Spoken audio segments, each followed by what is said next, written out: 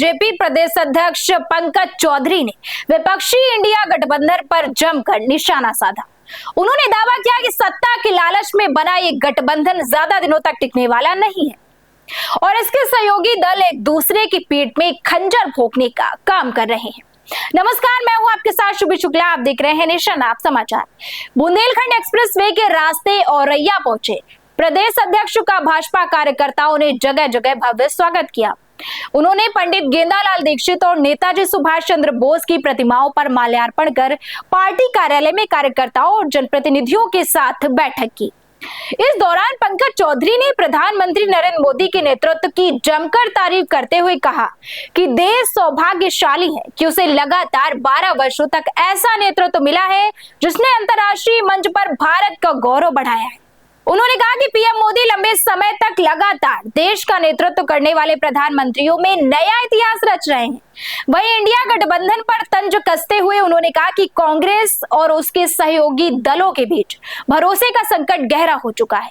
परिवारवाद और भ्रष्टाचार की राजनीति करने वालों को जनता लगातार आईना दिखा रही है। हरियाणा, दिल्ली, महाराष्ट्र और बिहार के बाद अब 2027 में भी उत्तर प्रदेश की जनता विपक्ष को पूरी तरह से खारिज कर भाजपा को प्रचंड बहुमत से सत्ता सौंपेगी। प्रदेश अध्यक्ष ने कहा कि उनका ये बुंदेलखंड दौरा संगठन को मजबूत करने और 2027 को चुनाव की तैयारियों का हिस्सा है। ऐसे में आप इंडिया को कहां देखते हैं? 12 साल में कितना अंतर है?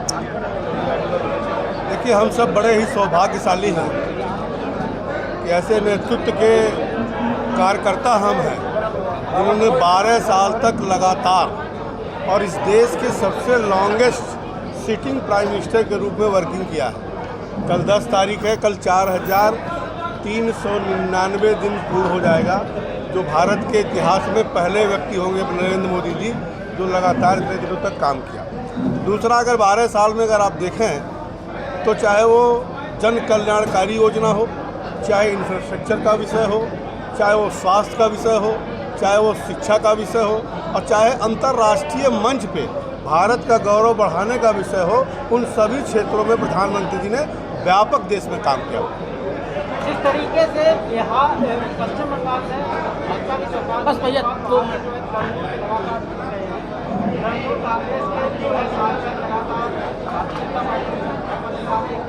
नहीं दे रहा गठबंधन की अभी जो मीटिंग हुई है, क्या उसका कोई असर 2027 के चुनाव पर पड़ेगा?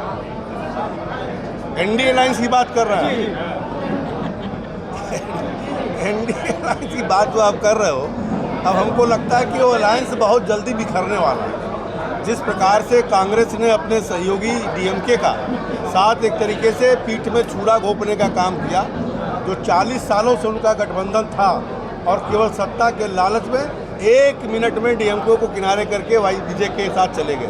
उसी प्रकार से अगर आप देखें, झारखंड मुक्ति मोर्चा भी कहीं ना कहीं ऊपर नीचे कर रहा है। और मुझे लगता है कि 2024 के बाद जिस प्रकार से देश की जनता ने ये देखा कि केवल नकारा राजनीति, भ्रम फैलाने की राजनीति केवल 24 में लोगों ने किया था और उसी का परिणाम है कि चाहे वो हरियाणा हो, चाहे वो दिल्ली हो, चाहे वो महाराष्ट्र हो, चाहे वो बिहार हो और चाहे वो बंगाल हो, अगर आप देखें तो जो भ्रष्टाचारी थे, जो परिवारवादी थे, उन सब को कहीं ना कहीं आईना दिखाने का काम देश की जनता ने किया है। और मुझे उम्मीद है कि 2027 में भी जो परिवारवाद, जातिवाद के आधार पर और भ्रष्टाचार और गुंडागर्दी का राज चलता था, निश्चित तौर से उत्तर प्रदेश की जनता भी इस परिवारवाद को सिरे से खारिज करेगी। आप 3 दिवसीय जनपदीय दौरे पर हैं, आज औरैया जनपद आए हैं, क्या कहना चाहेंगे औरैया जनपद के लिए और यहाँ के कार्यकर्ताओं के लिए?